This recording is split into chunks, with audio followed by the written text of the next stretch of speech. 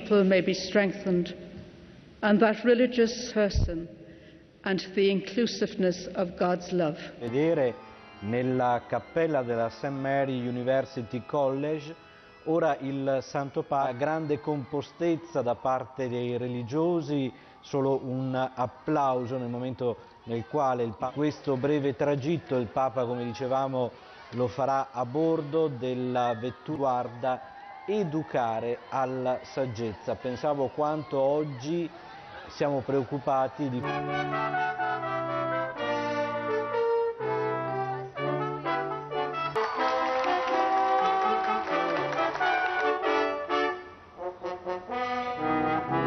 Three books, each of which reflects the Catholic heritage.